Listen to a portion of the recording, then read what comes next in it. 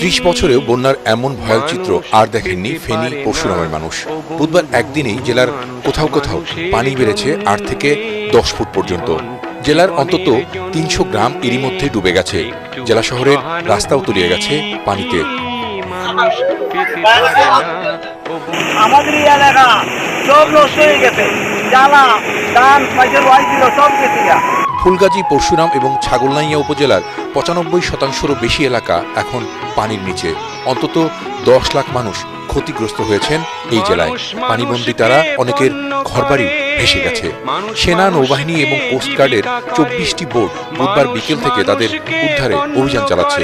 তবে প্রবল স্রোত আর পানির তোরে উদ্ধার কার্যক্রম ব্যাহত হচ্ছে।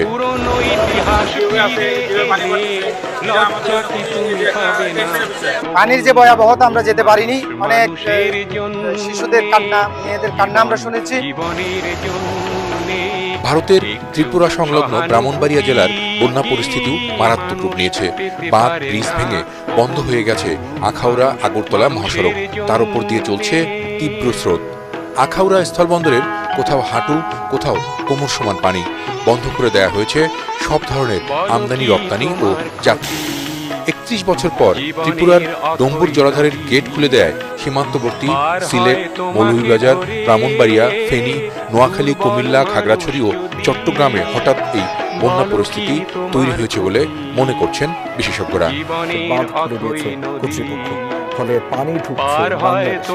গেল কয়েকদিনের টানা ভারী বৃষ্টিতে রাজ্যের দক্ষিণ ত্রিপুরা ও গোমতী জেলায় ভয়াবহ বন্যা দেখা দেয়। বিপদসীমার উপর দিয়ে প্রবাহিত হচ্ছে ত্রিপুরার চাকতি নদীর পানি।